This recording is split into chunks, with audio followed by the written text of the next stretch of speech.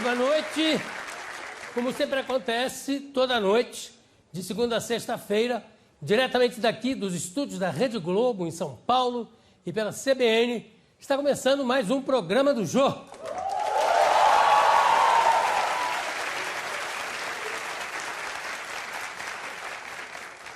Hoje, um programa especial com um grande artista brasileiro, que não canta, não dança, não representa, mas, no entanto, com as suas lentes, faz tudo isso. Faz fotografias que falam não só do Brasil, mas do mundo inteiro. É um patrimônio do Brasil, Sebastião Salgado.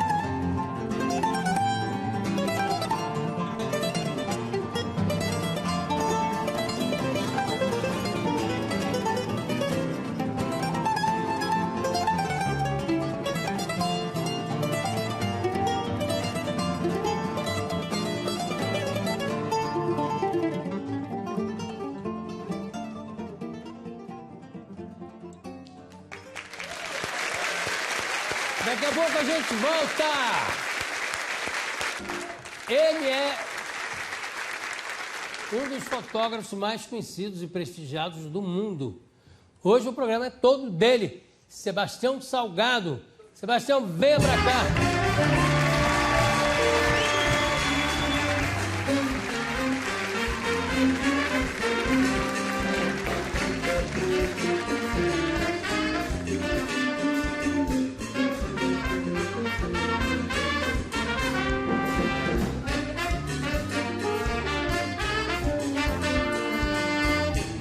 Quanto tempo, menino? Muitos anos, né, João? Aliás, pessoalmente, eu acho que foi em Paris a última vez, não foi? Eu tenho a impressão que sim. Bastante tempo. Mas você está ótimo. Apesar de todas as aventuras da sua vida como fotógrafo, né? Que você não... Agora, hoje eu só estranhei uma coisa. Que você estava sentadinho ali, mas não estava com aquela Leica aqui, assim. Que você anda sempre com ela. Exatamente. Né? Hoje não... Não, hoje a Leica ficou no hotel. Mas está lá. Tá isso. Esse livro aqui, eu acho que é um dos trabalhos mais impressionantes que eu vi na minha vida.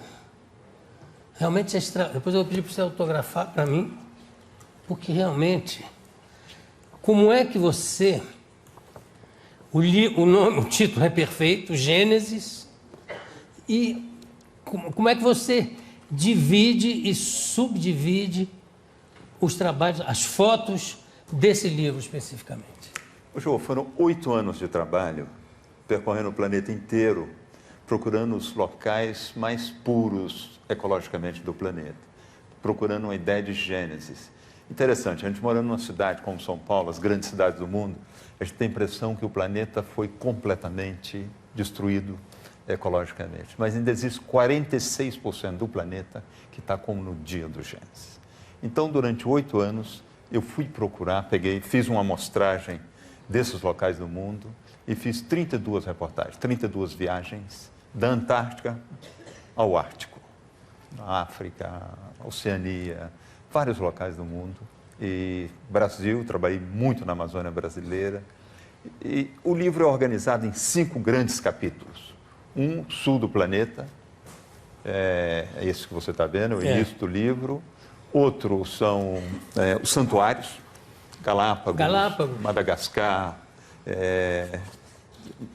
a ilha de Sumatra, Nova Guiné. O maior santuário de todos, do ponto de vista ecológico, é Galápagos ainda?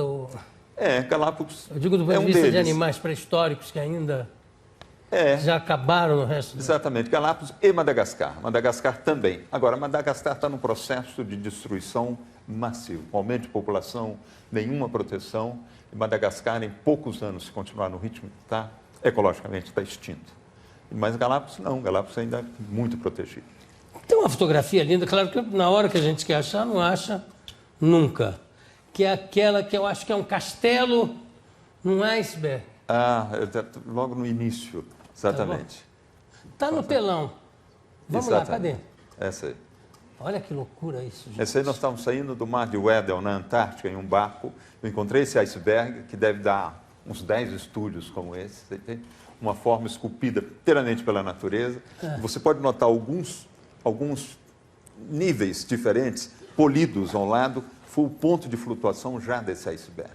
Dá um detalhe aqui, porque ali no telão está um pouco escuro. Mas aqui, olha, o castelo, aqui esse buraco, né? E são essas linhas de flutuação. Entende? Esse iceberg já flutuou aqui, o mar poliu desse jeito, flutuou aqui, flutuou desse jeito. Eu tive uma sorte imensa de encontrá-lo nessa posição, que parece um castelo. Né? O Maneco Kinderé, que é um grande iluminador, falou para mim, eu queria, se não me engano, ele comprou a foto, não tenho certeza, mas ele disse, eu queria essa, porque eu tenho certeza que ela é só desse momento, que isso vai derreter, vai se alterar. E você pegou um momento aqui, quer dizer, está eternizado esse momento, né? É muita sorte, você entende, de conseguir um momento desse, exatamente. Sorte e está lá, né? E está lá, você tem que estar. A verdade é essa. Mais do que sorte, né? Você tem que estar. Então, durante 8 anos, eu gastei, em média, 8 meses por ano viajando. Eu devo ter feito, em média, 4 histórias por ano. E não necessariamente na mesma região, porque às vezes eu trabalhava numa história, nessa parte do ano, que é no verão antártico, e depois eu não podia voltar aqui durante 8, 9 meses. Porque ficava ou extremamente frio, ou extremamente escuro, aí eu tinha que ir para o norte do planeta, para o leste, para o oeste, e durante 8 anos eu fiz esse corpo de trabalho. Aproveitar que já se botou uma foto no telão, vamos botar uma série de fotos para a gente ir comentando? Isso aí é um Grand Canyon, nos Estados Unidos. Essas erosões são fabulosas, fabulosas. E o Rio Colorado está correndo lá no fundo. Né? Eu desci o Colorado, eu e a Lélia descemos o Colorado num barco. Fizemos 480 quilômetros em 8 dias, só nos rápidos do Colorado. Uma coisa fabulosa. Como é que vai? A Lélia está aí? Ela não? Não, a Lélia não está. Ela está montando a exposição no Sesc Belenzinho. É uma exposição bastante grande, são 250 fotografias, e que deve ficar no Sesc até o início de dezembro. Eu vejo a Lélia, além de ser o amor da sua vida, como é a grande organizadora, né? Eu fiquei impressionado no seu estúdio, como tudo mas assim, milhares de fotos, com muito negativo, que na época era só negativo. Depois vamos falar um pouquinho também da foto, do pós-negativo, da foto digital. Mas antes vamos ver mais... Renata, vai passando as fotos. Olha aqui. Olha, essa fotografia é feita aqui no Brasil, a 300 quilômetros ao norte de Santarém, na calha norte do Amazonas, um grupo indígena chamado Zoe. Esses Zoes foram contactados não tem muito tempo, estão no estado de pureza total e de uma beleza incrível. Eles foram vistos pelos jesuítas em torno de final do século XVI. Eles descreveram com esse cone de madeira que eles têm isso é uma loucura. E desapareceram, nunca mais foram encontrados. Então acharam que era uma ficção. Olha só. E foram encontrados outra vez nos anos 90. E tem umas lindas, umas moças com esse negócio no lábio. Acho que tem uma, eu não sei se foi captada, é um close. É um close. De uma delas atravessando um curso de água. Em que página está isso, mais ou menos? Bem ao fim do livro, no fim? Último capítulo amazônico. Peraí, Cada foto aqui é um... Olha, está nesse capítulo, agora tem que rodar talvez um pouco mais ao fim. Se você acha um grupo de... Isso aí no Alto Xingu, no Brasil também. É depois daqui? Deve ser depois. É, exatamente. Olha que coisa espetacular isso, gente.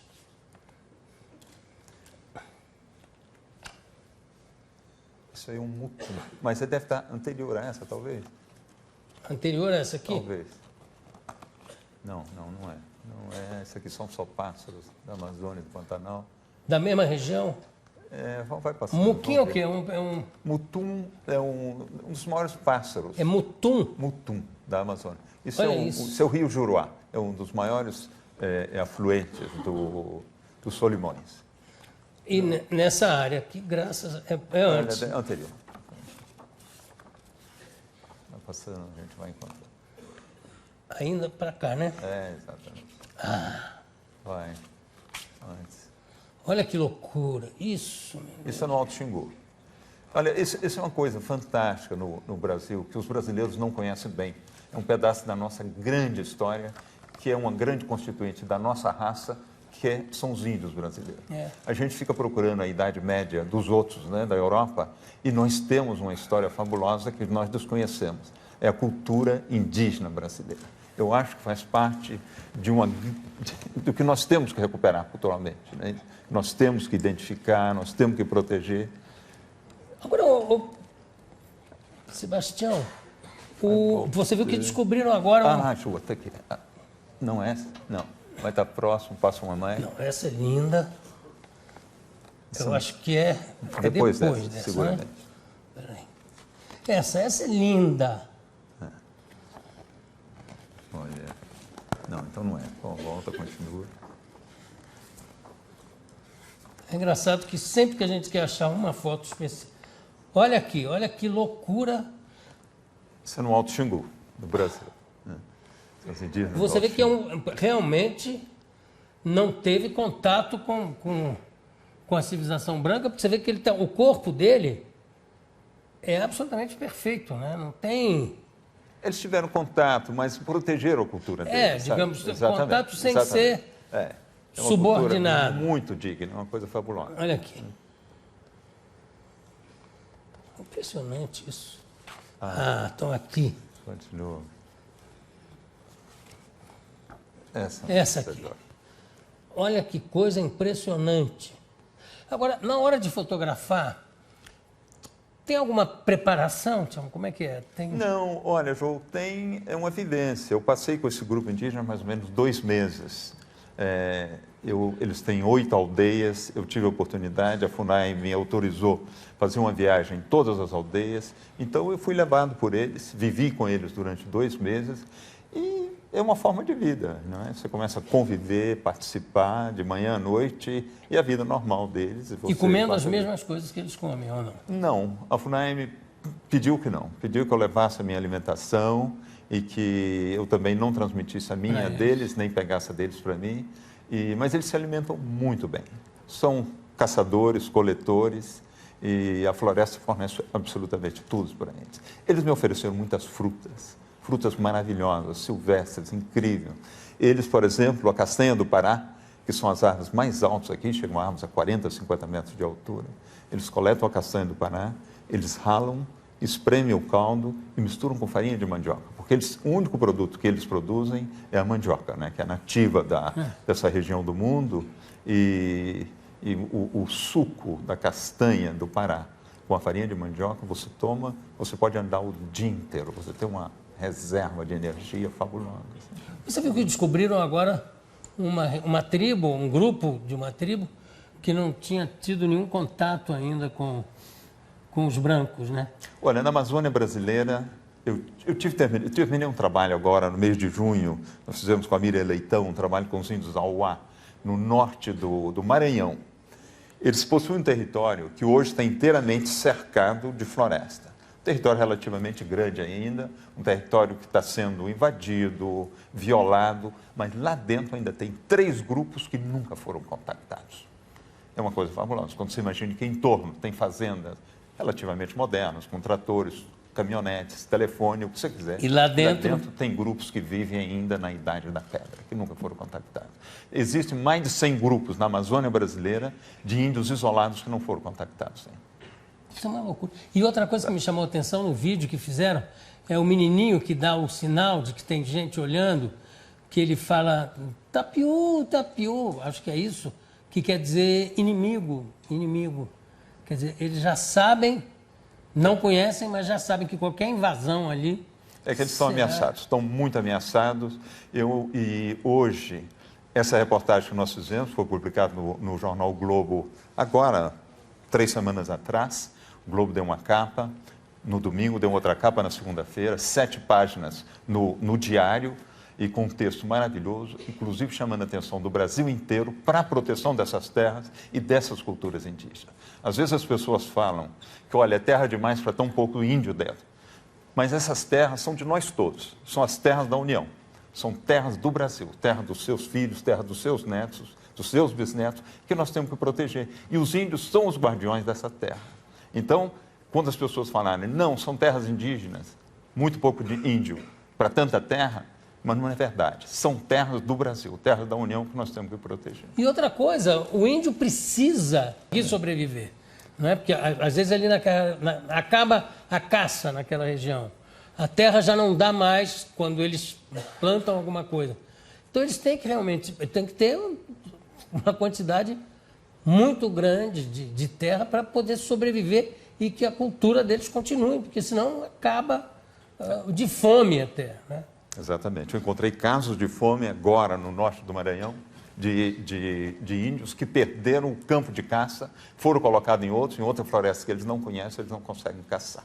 Então, eu acho que é uma questão muito séria que tem que ter debatida no Brasil. A FUNAI está fazendo um trabalho fantástico, mas eu acho que todos nós, todos os jovens, como tem aqui nessa plateia, da universidade, nas escolas secundárias, nós temos que participar de um movimento de proteção dessas terras e da civilização indígena, que é uma verdadeira civilização.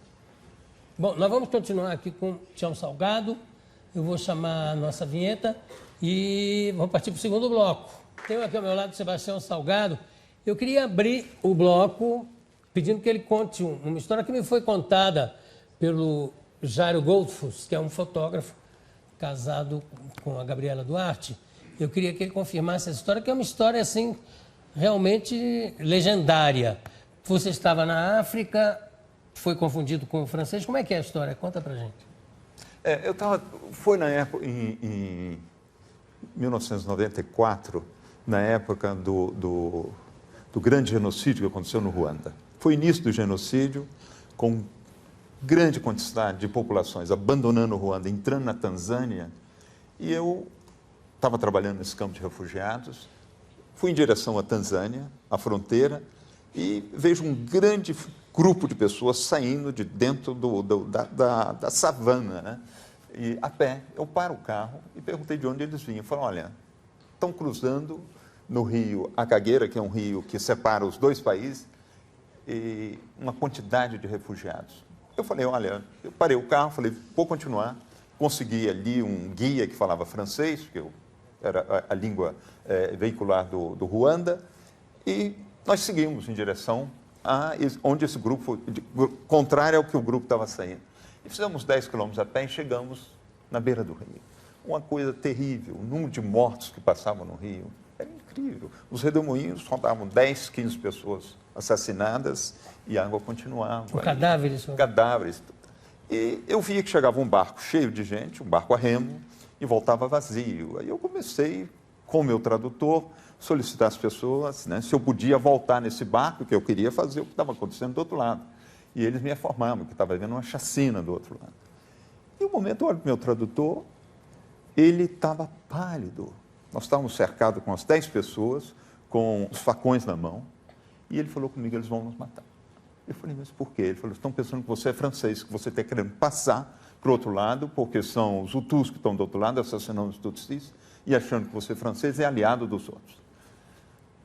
E eu senti que realmente nós estávamos em perigo. Eu falei, olha, gente, de jeito nenhum. Enfiei a mão no meu bolso, tirei um passaporte brasileiro, falei, eu sou brasileiro, da terra do Pelé. Quando eu falei o nome do Pelé, acabou. Houve uma descontração total, você entende? O Pelé me salvou a vida. Eu nunca encontrei com o Pelé, mas no dia que encontrar, eu quero dar um abraço nele, agradecer, porque ele me salvou a vida. E a partir desse momento houve uma descontração, mas nós não ficamos muito tempo. Eu falei, olha, então não passo mais o Rio, vamos voltar, vamos encontrar todos no campo de refugiado, e nós saímos... E ele de facão na mão e tudo, Pelé. Não, isso realmente é para entrar nos anais da história do futebol brasileiro.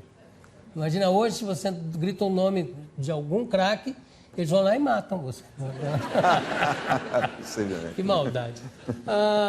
Eu também quero abordar um fato que eu acho que foi um ponto importantíssimo na tua vida como fotógrafo. Ter estado no momento certo, na hora certa, quando aconteceu o atentado ao Ronald Reagan, que a sua fotografia foi a única, eu acho, que pegou... Não foi a única, nós éramos 4 fotógrafos. Mais bem colocado. Então, eu tive uma sorte. Eu estava fazendo um retrato do presidente Reagan para o New York Times. E para o New York Times Magazine, eu tinha que cobrir 12 páginas da revista, mais uma capa. Então, eu tinha que trabalhar muito. Cheguei na Casa Branca, me apresentei, começo a trabalhar e tudo. Isso foi num sábado. Na segunda-feira, o presidente Reagan ia fazer uma conferência no Hotel Hilton de Washington. E eu queria ir.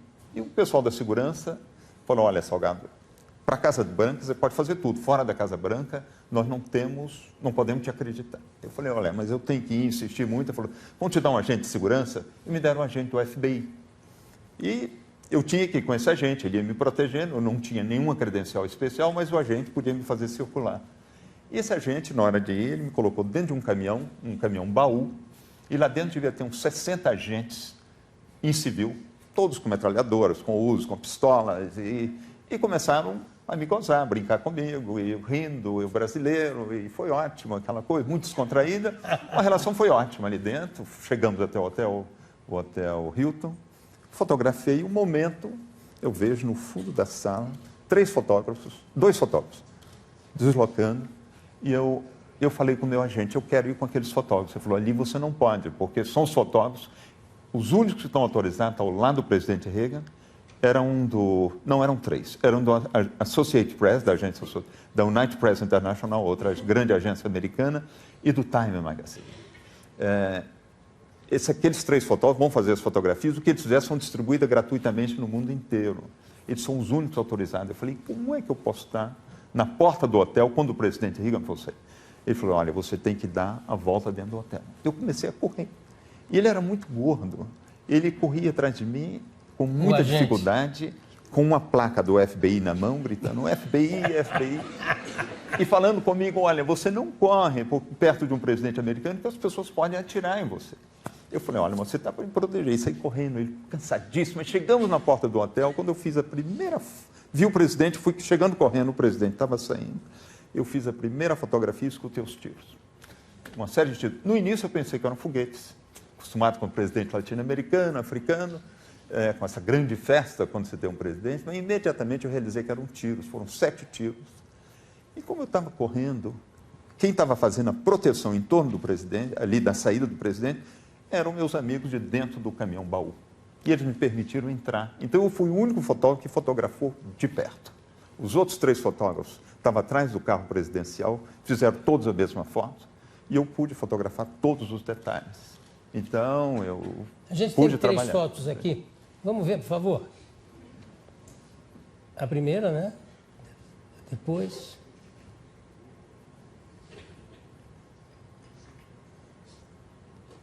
Que loucura isso. E o gordo aparece aí, não, né?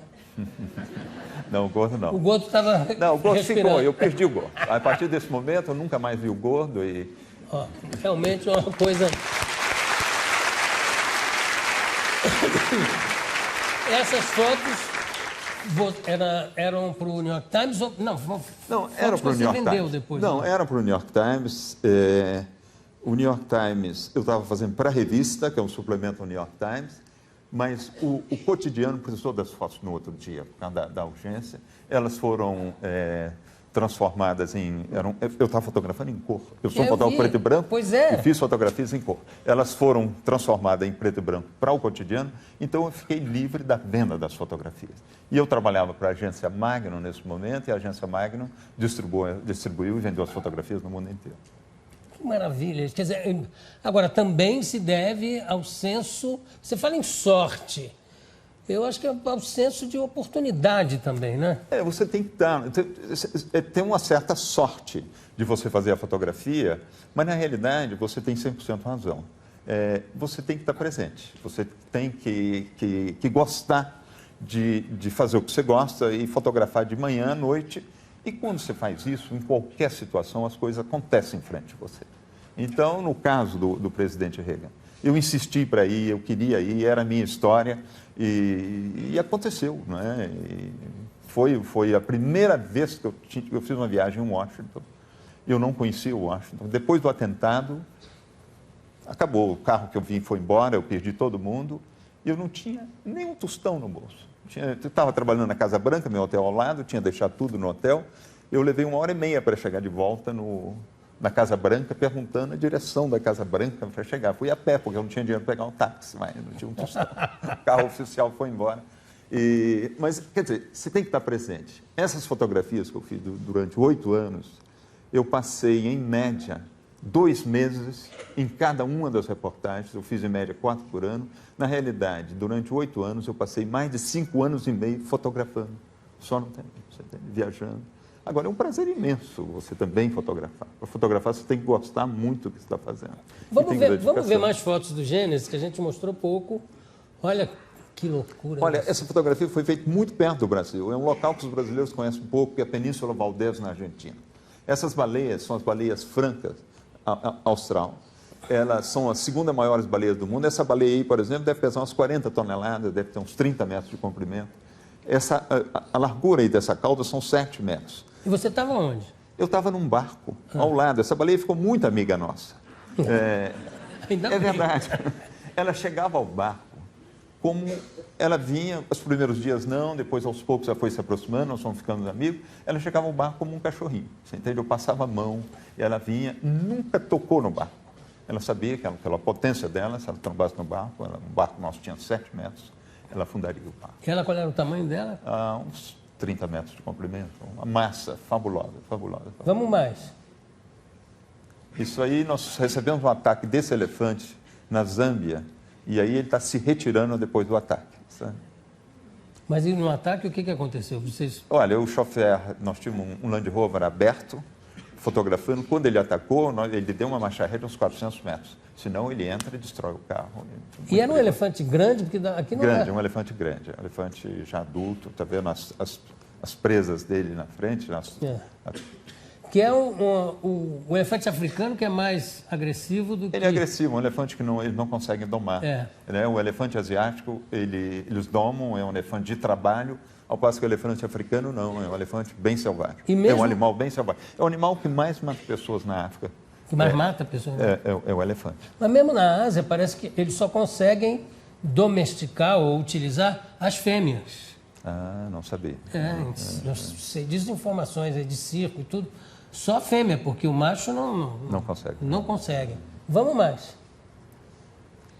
Isso foi feito nas Ilhas Sanduíche do Sul. Um grupo de ilhas, são 9 ilhas, que você pega as Ilhas Malvinas, depois você tem a Geórgia do Sul e depois as Ilhas Sanduíche. Está mais ou menos a meia distância da África e da América do Sul, projetado sobre a Antártica, já está dentro do Círculo Polar Antártico. Isso aí é um iceberg, um grupo de pinguins que estão descansando no iceberg. Eu consegui essa fotografia. Vamos mais.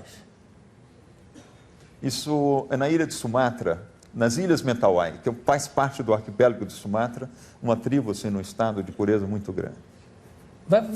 Renata, vai virando para a gente. Isso no Vale do Omo, na África, no sul da Etiópia, são tribos, talvez das tribos mais puras da África. Né? Eles têm algum grilo na hora que você fotografa? Tem que falar antes? Não, nem tanto, João, porque, como eu te falei, eu passo em média 2 meses com cada grupo desse. Então, eu vivo aí, passa a ser a minha casa, você entende? Já estão... Vamos mais. Isso aí é uma história complicada. Essa fotografia devia estar a menos 40 graus. Eu fiz uma viagem com um grupo de nenetes, que são nômades, no norte da Sibéria. Nós saímos do sul do rio Ob, no mês de março, quando já está começando a primavera. Já é uma temperatura razoável, varia entre menos 35 menos 40 graus. E nós fizemos uma viagem de 57 dias com 7.000 renas, atravessamos o Rio Obi, depois você atravessa... 7.000? Renas, 7.000 renas. Depois que você atravessa o Rio Obi, você entra no Círculo Polar Ártico. E o grande problema aí é que eu passei 47 dias sem tomar banho. Beleza. Porque não existe água. Não, e também não tem cheiro nenhum, né? Porque não tem como você tomar banho. E também não tem bactéria, nada. Não, você está hipervestido e água, você quebra um pedaço de gelo, funde em uma panela para tomar, para fazer um chá ou para cozinhar. Fora isso, você não tem condição nenhuma de utilizar. Vamos mais. E para fazer pipi? Esse é que é o problema. Como é Porque que é? o pipi, as renas têm um enorme déficit de sais minerais. E elas, quando se fazem um pipi, elas são loucas pelo pipi. Então, você fazendo um pipi com aqueles chifres enormes assim ao lado, ele vai ser perigosíssimo. Sobretudo no começo, você não sabe se a paixão é pelo pipi ou pelo órgão que está deixando sair o pipi. Não é pelo pipi, é pelo pipi. E aqui? Isso aí é feito no Alto Xingu, com um grupo de índios, o Aurá. Nós estamos saindo para uma pesca, 5h30 da manhã. Isso é preparação de uma festividade do Quarupi, que é uma das festas mais lindas que possui o Brasil. E eles recebem mais ou menos 1.000 a 1.200 convidados e eles são obrigados a alimentar os convidados. Então, eles saem para a pesca e pescam durante 10, 15 dias, defumam os peixes e oferecem os peixes para os convidados. É uma coisa fabulosa. Essa foto que está aqui na contracapa. Olha, isso aí é uma pata de uma iguana que eu fiz em Galápagos. Quando você vê uma iguana, você diz, olha, eu não tenho nada a ver com esse animal. Ele é muito mais próximo de um dinossauro que de um ser humano. E quando eu coloquei a lente, o olho no visor, e eu vi essa pata, eu vi que a iguana é minha prima. Na realidade, nós todos nascemos da mesma célula. E essas células evoluíram de outra, não é? Cada uma em um ecossistema diferente. E se eu projetar, não é, a minha vida para trás, eu vou chegar aí também. A iguana é minha prima. E quando você vê essa mão, é uma pata, é uma mão de um guerreiro da Idade Média, não é isso? Coberto com aquelas malhas. Com as malhas. Eu tive a mesma impressão, eu tive outra impressão também, que a primeira vez que eu olhei assim, falei, é um pé de galinha. Aí você se refere à galinha como uma descendente dos dinossauros, né, que diz hoje em dia que o dinossauro era da família da galinha. Você pega o pé da galinha, exatamente, você vê que tem o mesmo tipo de escama que tem o lagarto, que tem a iguana e que deviam ter os dinossauros. Agora, para mim, a coisa mais impressionante é o negócio de parecer uma mão humana mesmo, né? Com uma cota de malha, né? Um coto de maille, pronto para segurar. Tem mais alguma foto aí dessa série? Olha aqui. Isso aí no deserto do Saara, e no sul da Argélia, uma região fantástica, maravilhosa. E quando eu encontrei nessa região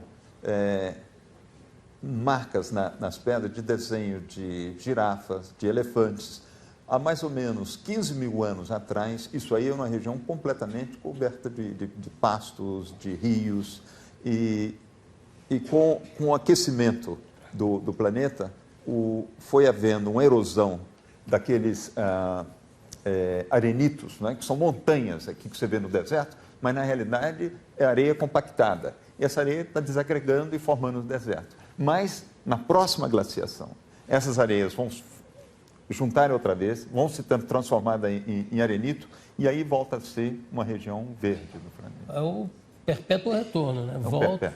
Agora, me diz uma coisa, você quando vê isso ao vivo, né? Lembra também as grandes regiões polares, onde tem aquelas montanhas de gelo? A formação é parecida, apesar da cor ser diferente? Não, parecida não, mas na realidade isso faz parte tudo de um todo. De um movimento. De um grande movimento. E o que eu senti nessa reportagem durante 8 anos é que eu sou natureza. Eu sou parte disso tudo. Tive momentos, por exemplo, que eu estava só nesse deserto, ou eu subi uma montanha muito alta no Alasca e vendo o movimento, o vento, não é isso, das águas, eu compreendi que tudo isso é vivo, muito vivo.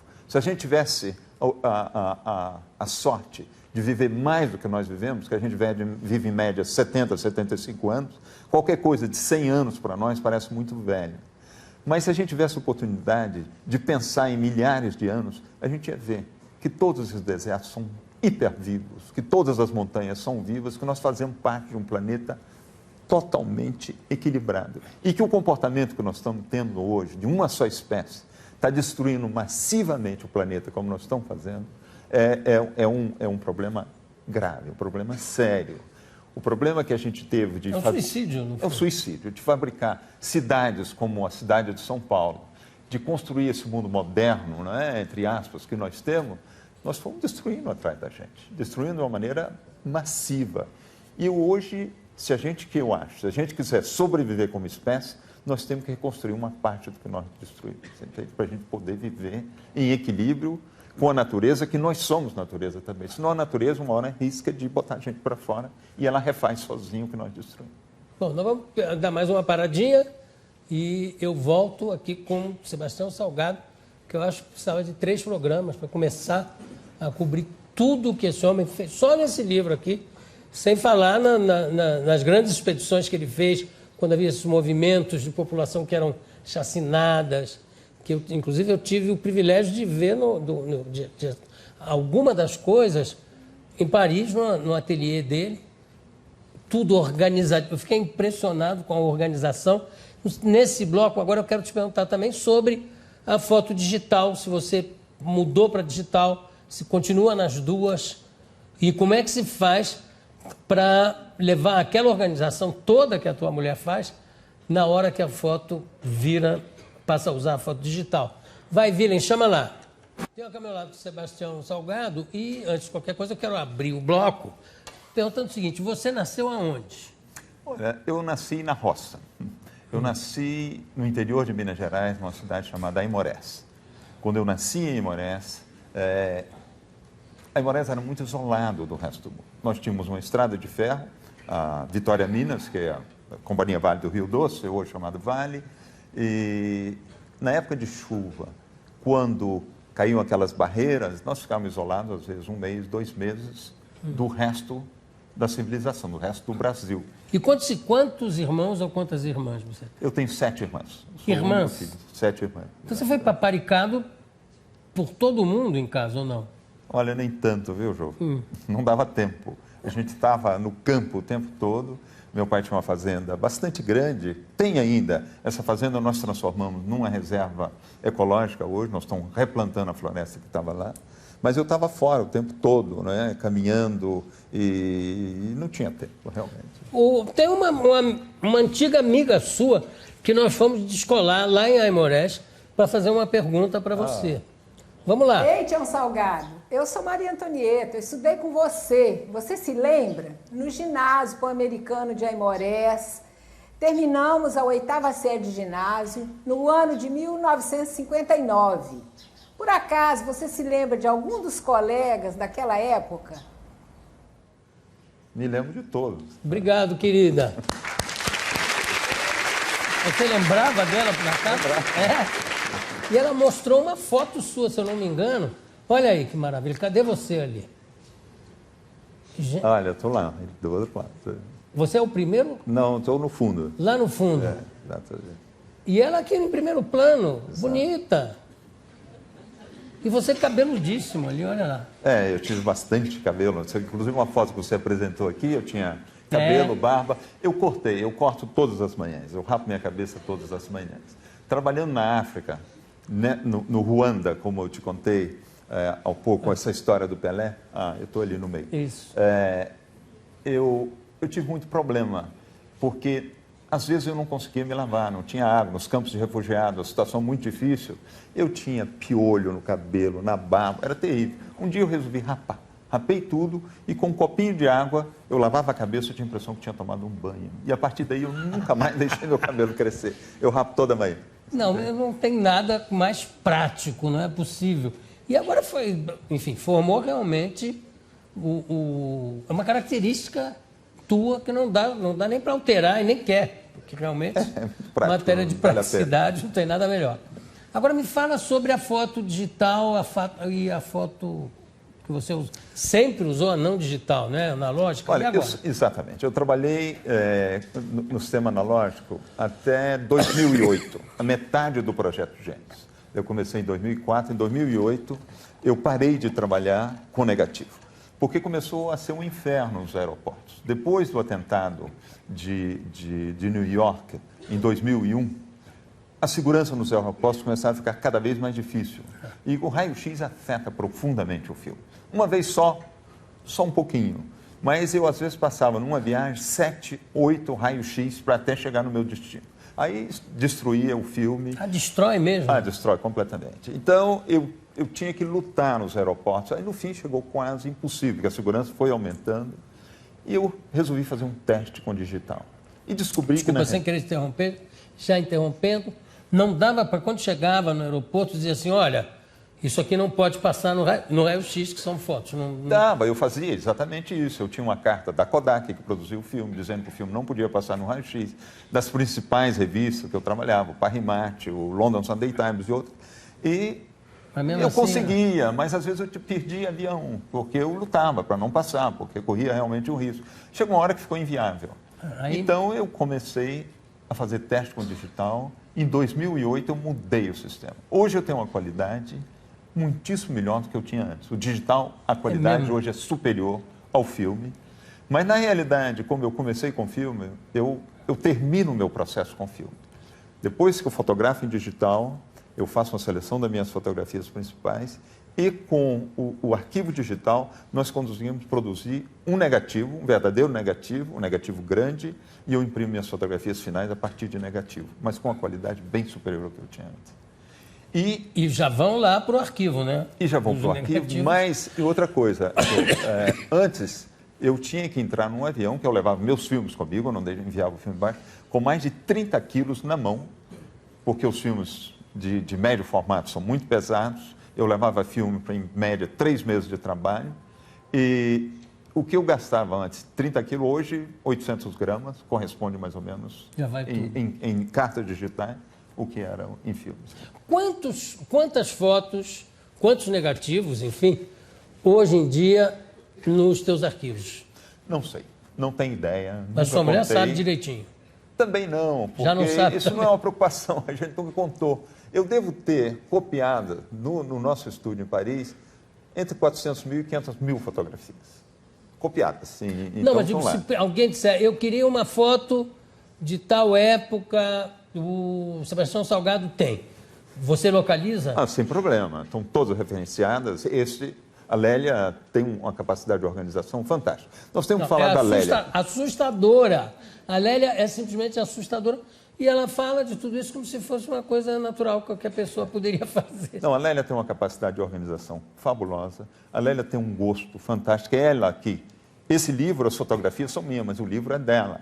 Ela que criou o livro, ela que é a diretora artística, ela que é a curadora e a cria a paisagem das exposições. Ela está agora lá no Sesc montando a exposição. Na realidade, essas exposições estão acontecendo no mundo inteiro. A primeira exposição aconteceu no Museu de História Natural de Londres, em abril. E nós temos 4 jogos dessa exposição que estão acontecendo simultaneamente. Um em Londres, que ainda não terminou, termina dentro de uma semana. Outra em Toronto, no Canadá. Outra em Roma, no Museu Arapaces.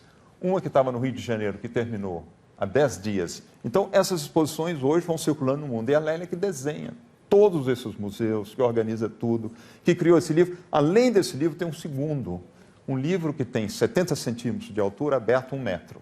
Um livro de 700 páginas, um livro bem maior que esse. Um livro caríssimo, um livro vendido só para colecionadores. Não é? E, então, ela criou os 2 livros. A Lélia tem uma capacidade de coordenação, uma capacidade, uma criatividade imensa. É verdade. Não é? Uma sensibilidade extraordinária. É, extraordinária. Lélia, agora me fala, primeiro, muito grande. Você pode dizer o preço desse livro? Olha, o outro livro tem 2 versões. Esse livro é muito barato. Esse livro custa em torno de 150, 170 reais. A gente fez um esforço muito grande. Benedict Taschen veio ao Brasil, que é o editor do livro, o alemão, e nós estamos vendendo o livro no Brasil o mesmo preço da Europa, porque normalmente os livros no Brasil são muito caros. livro desse no Brasil é vendido em média R$350. Ou mais. Ou mais. Ele está sendo vendido muito barato. Ao passo que o outro tem duas versões. Uma versão colecionador, que custa em torno de 5, 6 mil dólares, e uma versão de arte, que custa em torno de 12 mil dólares cada livro.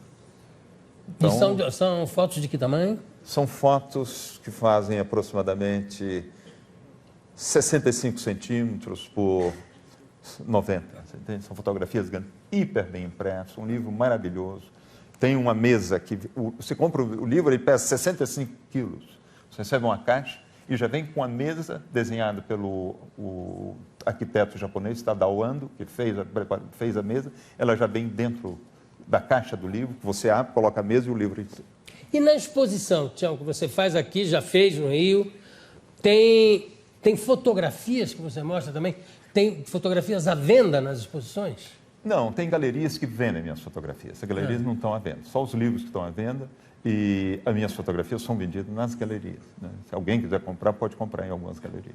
Você sabe que eu tenho uma fotografia que você nos deu, a minha Flávia, maravilhosa, que é uma menina olhando através de um buraco numa porta. Mas é uma coisa, ao mesmo tempo, de uma solidão e, ao mesmo tempo, de uma necessidade de comunicação que é impressionante. É uma foto deslumbrante. Agora, depois disso, depois dessa empreitada, eu acho que a gente ainda tem alguma foto que a gente pode mostrar, né, Renata? De trabalhos anteriores, ok. Vamos ver. Isso aí, olha, foi nos dias que aconteceu a história do Pelé. Isso aí são os campos de refugiados, né? Dos Tutsis saindo do Ruanda, entrando na Tanzânia. É impressionante como... Isso aí, essa foto foi feita há muitos anos atrás, em 1978, na periferia da cidade de Guatemala. Era uma prostituta muito gorda, que ela ficava atrás da porta, convidando os clientes, e eu tive a sorte que essa menininha passou na hora. Essa foto eu tenho. É essa aí. Essa aí. Olhando pelo... Eu só não sabia que ela era gorda. Pois é. Sorte. Vamos mais. Isso é no Brasil, na Serra Pelada. Essa foto... Garimpo. A Garimpo da Serra Pelada. Eram 50 mil trabalhadores que a Serra Pelada era uma pequena montanha, não é? E essas pessoas que estão aí conseguiram... Quando eu fotografei, já era um buraco considerável. A gente vê a altura desse buraco, devia corresponder aproximadamente a 2 a 3 campos de futebol. E você ficava no meio da lama ali com eles? Ou não? Eu vivia com eles. Quer dizer, já sem cabelo? Andava com eles. Aí eu ainda tinha cabelo. Que também devia ser uma miséria para tirar a lama toda. No fim do dia você tinha que tomar banho. Virava... O problema aí é que eles utilizavam muito mercúrio para separar o ouro do mineral, e muito desse mercúrio era jogado nos rios. Eu acabei pegando uma infecção intestinal que durou quase 6 meses, envenenamento de mercúrio. Que loucura. Vamos em frente. Isso aí, na época da guerra da ex-Yugoslávia, essa fotografia foi feita na fronteira entre a Croácia e a Bósnia. O campo de refugiados, daí é um trem que está atrás. Esse trem não viajava, é um campo de refugiados. Que loucura. Vamos em frente. Essa foto feita no México, em 1980, eles estão levando madeira para uma feira e eu tenho a impressão que eles estão levando os caixões deles na Exatamente. Vamos mais? Serra Pelada outra vez. Também. Aí você tem ideia do número de pessoas. A gente vê atrás, olha, tem aqueles pequenos quadrados cortados na terra, uma concessão. Sim. Tinha mais ou menos 1.200 a 1.500 concessões aí dentro, e cada quadradinho daquele devia empregar, em média, umas 30, 40 pessoas. Cavando, transportando terra, controlando, e só homens. Mais ou menos 50 mil homens quando eu estive aqui. As mulheres eram proibidas. Vamos mais. Isso aí no Vietnã, isso aí a praia de Vung Tau no Vietnã, de onde saíram quase todos os refugiados nesses botinhos, fugindo, abandonando o Vietnã na época da repressão muito dura do comunismo, indo em direção aos outros países da Ásia. Vai, Renata. Isso aí feito aqui no Brasil, no Nordeste, em Juazeiro do Norte. Na Índia, uma mina de carvão na Índia, no estado do Bihar, você vê que a única coisa que não é pintada de preto aí são os olhos, porque você faz um movimento com os cílios, que não é, que vai limpando, e o lábio, que a saliva limpa os lábios. Obrigado, Renato. Me diz uma coisa, Sebastião, tem algum lugar do mundo que você ainda não foi? Não, tem muito. Tem muitos lugares. Eu conheço mais ou menos uns 130 países. O mundo deve ter aproximadamente uns 170, 175. Então tá, vamos falar regiões. Você já regiões foi eu conheço todas. Assim, você falou quantos você conhece? 140? 130 países, mas não sei, não conta mais. 175, falta muito. Falta mais umas 2 semanas, mais ou menos. Chega lá. Região você foi em todas. Região em todas, absolutamente. A gente sente, pelo que a gente vê essa foto aqui, da garra e da mão medieval, foi feita já com digital? Não, essa aí é filme ainda, esse ainda é filme, absolutamente. Mas a fotografia da capa é feita com digital. Você entende? Você sabe o que eu acho maravilhoso? É o reconhecimento que o digital consegue ter uma qualidade maior ainda, porque você mesmo no analógico eu achava insuperável a qualidade. Pois é, eu também pensava que seria insuperável e eles conseguiram hoje uma qualidade fabulosa. Olha, mesmo eu trabalhando no final, eu termino em negativo, eu tenho um negativo de melhor qualidade do que eu jamais tive em toda a minha vida. É fabuloso, é incrível o que eles conseguiram no digital. E você trabalha a luz depois no digital, você tem interferência? Não trabalhar a luz, a fotografia já é um produto final a 95% quando você termina de apertar o botão. O clique. Mas depois, no laboratório, eles restituem o que eu vi. Essa luz, por exemplo, que está na capa do livro, foi o que eu senti sozinho, sentado no alto dessa montanha, no Alasca. Isso é o Brooks Range, no Alasca. Entende? Então, o laboratorista, são os laboratoristas que trabalham comigo já há muitos anos, então eu vou trabalhando com eles no laboratório até restituir exatamente a luz que eu vi. Mas ela já está no negativo, nada é adicionado, tudo está ali. Eu só quero que ele me devolva exatamente o sentimento que eu tive naquela hora. É muito mais um estado de espírito do que só uma fotografia. A editora é Taschen. Taschen. O Sebastião, a exposição Gênesis vai ficar em cartaz até o dia 1º de dezembro, de terça a domingo, no Sesc Belenzinho, em São Paulo, com patrocínio Vale. Sebastião, prazer enorme ter você aqui. Já estava com saudades. Obrigado mesmo. E beijão na Lélia, por favor. Foi um prazer. E daqui a pouco a gente volta. Bravo! E assim nós chegamos ao final desse programa inteiramente dedicado ao Sebastião Salgado, um dos nossos patrimônios. E aqui no intervalo eu perguntei para o Miltinho, que é de Minas, se a Aimorés era na região dele. Ele falou, não, é na fronteira com quase fronteira do Espírito Santo, perto da zona litigiosa. Aí eu quero perguntar para o Sebastião, o que é essa zona litigiosa? Olha, foi uma zona chamada Zona do Contestado. Foi um litígio entre Minas Gerais e o Espírito Santo sobre uma pequena parte do território entre dois estados, mas que já foi resolvida há um certo tempo. Mas é interessante porque ele estava falando sobre a cidade de Mutum. É São Manuel de Mutum o nome da cidade. É a cidade que matou mais gente nesse país. Foi uma coisa incrível. Que matou mais gente? Olha, foi. Aquela zona ali... Matum, não é Mutum, meu Deus. Olha, era tão sério que o nome de Mutum, em vez de botar um T no meio, botava uma cruz. Mas foi a toda a região, a minha região também. Essa região era muito próxima, fronteira do estado de Minas Gerais e Espírito Santo. Nessa época, os estados eram verdadeiros países aqui no Brasil, com polícias, com postos fiscais na fronteira e tudo. Então, como a gente era muito próximo da fronteira, os assassinatos que existiam, os assassinos que praticavam um crime no estado passavam para o outro e não eram perseguidos, porque a polícia não podia atravessar. Então, passou a ser uma zona assim, de muito conflito. Agora, a gente selecionou, das fotos que foram selecionadas, ainda faltou mostrar 8. Eu gostaria de mostrá-las agora para você ir comentando. Olha aqui essa... Essa foi feita na estação de Bombaim, na Índia. O pessoal saindo abandonando os trens de manhã, vindo para o trabalho. É uma das cidades maiores do mundo, é uma cidade muito longa, e esses trens transportam milhões de pessoas por dia para vir trabalhar no centro da cidade. Essa foto feita num campo de refugiados na Etiópia, em 1984. Esse campo é num lugar chamado Korem, que foi um dos maiores campos de refugiados que existiu naquela época. Ele chegava a quase 100 mil pessoas. Então, era uma coisa enorme, 100 mil pessoas. Mas logo depois, né, no Ruanda, no final dos anos 90, nós chegamos a ter campo de refugiados de mais de 2 milhões de pessoas. O que acontece com esses refugiados depois? Depois, ficam normalmente são pessoas do campo, não é, que abandonam o campo, vêm para esse campo de refugiado em função de uma guerra, de um atrito qualquer.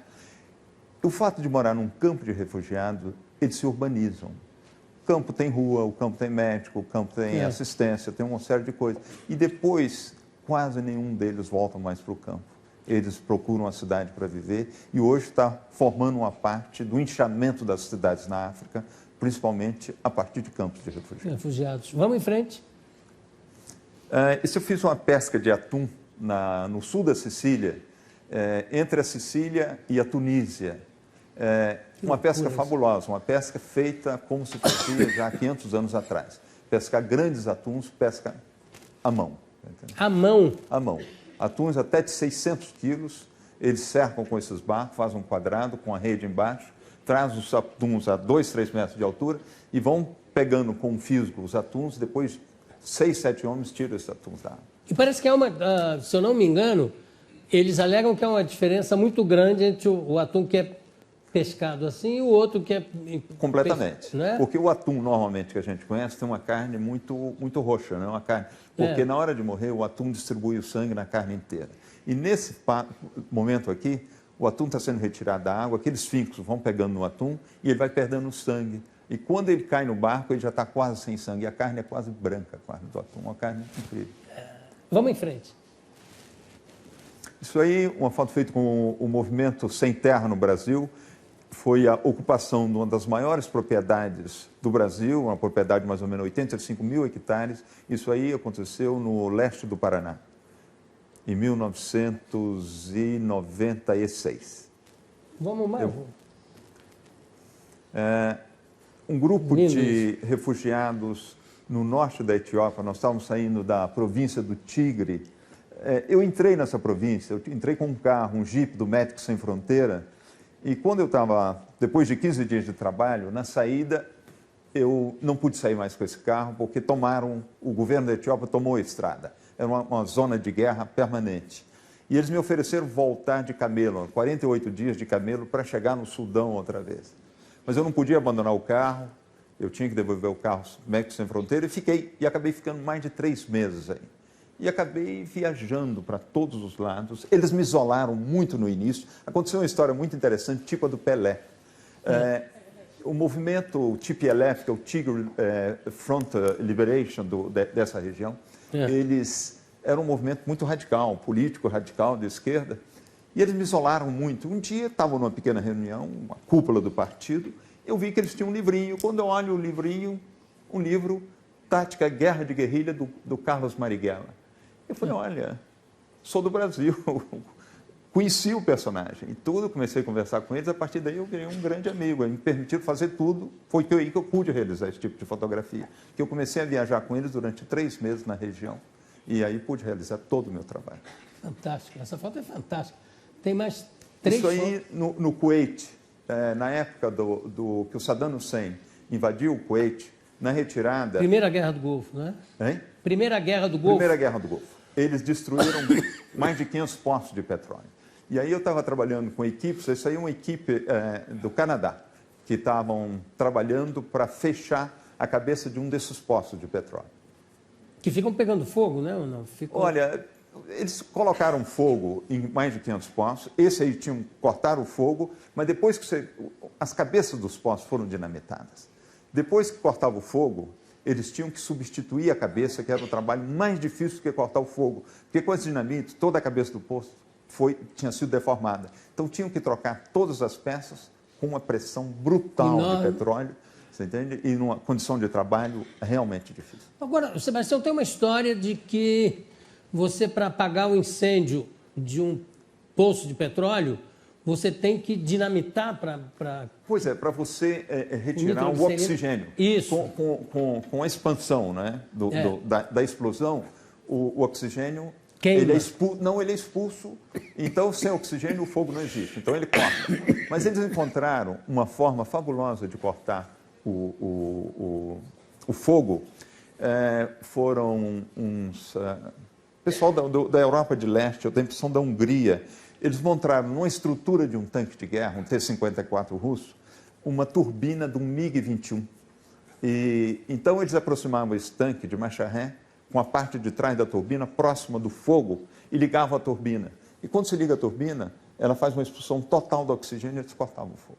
Foi a única maneira que eles tiveram de apagar todos esses postos, que eram mais de 550 postos, senão você tinha que apagar cada um manualmente e que levavam semanas para apagar. Gente, mas que coisa criativa, né? Criativa. Foi uma bricolagem. Tem mais alguma aí? Funcionou. Essa foto feita no Mali. Eu fiz um livro com Médicos Sem Fronteira, com essas populações todas da região, da faixa debaixo do Saara, chamada Sahel, onde uma região muito árida, com uma seca muito grande que houve aí. E essa senhora, eu fotografei, ela tinha perdido a visão por tempestade de areias, com infecções permanentes nos olhos. Chegou uma hora que ela perdeu a visão.